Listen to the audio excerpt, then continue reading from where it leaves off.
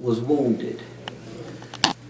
Last week, the Dow dropped 355 points, costing millions of dollars out of retirement funds. And people nowadays are more afraid than ever. In America, there are 11 million people who are licensed to carry guns. Some of you are starting out having a hard time this year. Nita began the year by wrecking her car. Some of you are starting the year getting a bad report from the doctor. Somebody's starting the year without their job. Somebody's starting the year without their loved one. It's going to be a hard year. It's starting out hard.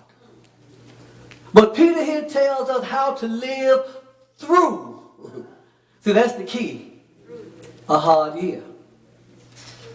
Now, Peter is one of the chosen disciples. And his given name was Simon. But when Jesus met him, Jesus changed his name to Peter.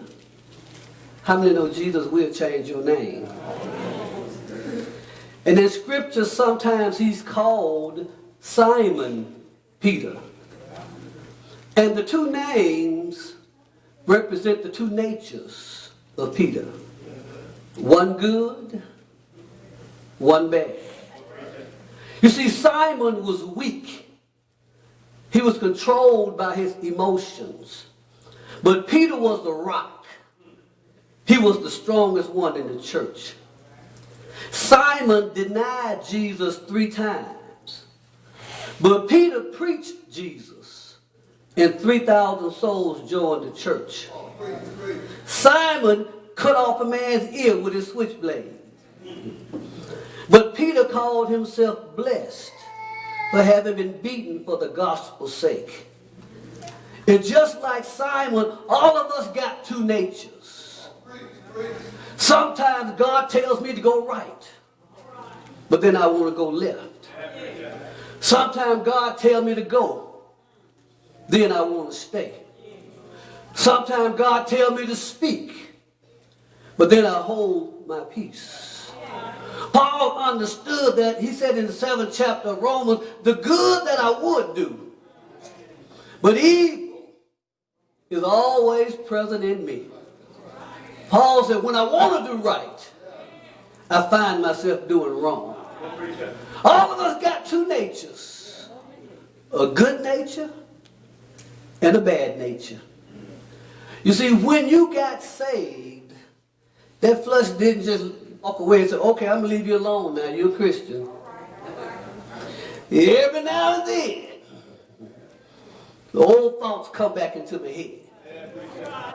Every now and then I think about what it used to feel like when I got high.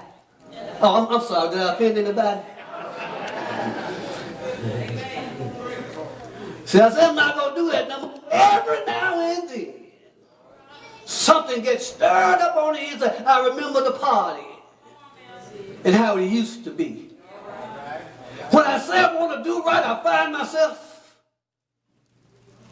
I say I'm going to turn the TV off. Spend more time in prayer. But somehow I just can't seem to cut it off. Some of y'all say you're going to be on Facebook for an hour. Oh, let me move back on some Sunday. Next thing you know, all day long, you're on Facebook.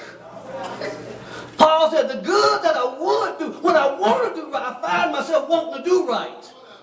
But something in me just won't let me do the things I want to do. Paul let us know that there's a struggle going on within us.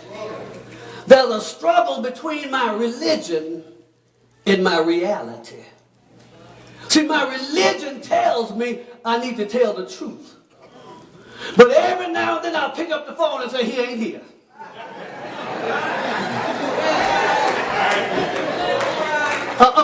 sorry.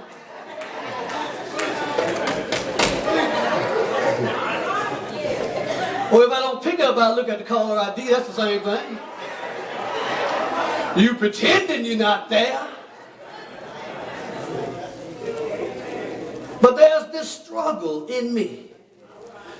This thing called the flesh that just won't seem to stop. Won't go away. It keeps on coming back up no matter how hard I try to push it away. It just keeps on, Red. I can call her Red. Because that's my sister-in-law. But there's this struggle that's going on inside of me every day. The more I try to do right, the more this thing just seems to get a hold of me. And so Peter is writing to these folks. He calls them strangers. And he calls them strangers not because he does not know them, but he calls them strangers because they're in a land that's not their home. You see, we can identify with that because we sing a song that this world is not my home. I'm just passing through. But these folk were in a land that they didn't know anything about. And they weren't in the land because they were criminals.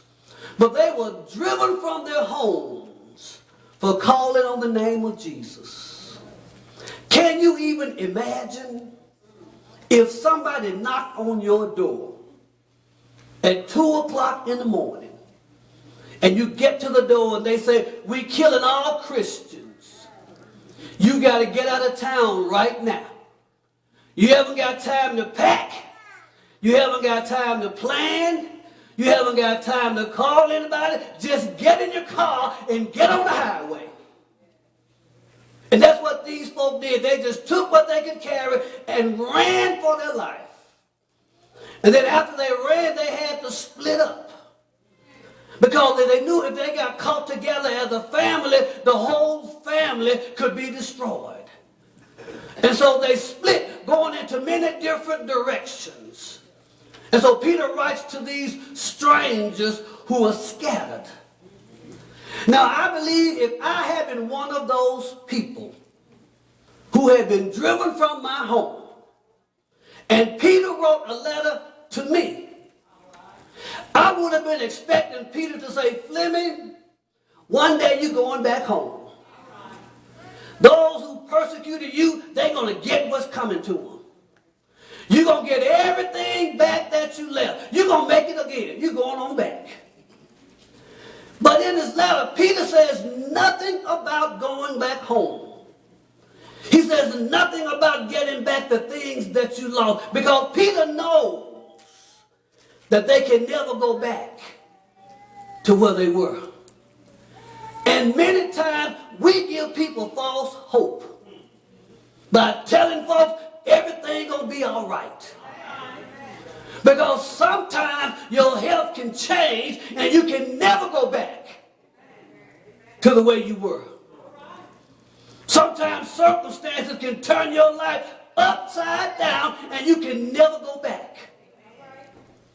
Sometimes conditions can destroy things around you and your life will never be the same again. And so Peter knows that they can never go back to where they used to be. They can never go back to their old life. They'll never go back to their home and to their friends and all their possessions. They'll never go back to good health again. I'll never be 21 again. I don't care how good you tell me I look. I'll never have another full head of hair again.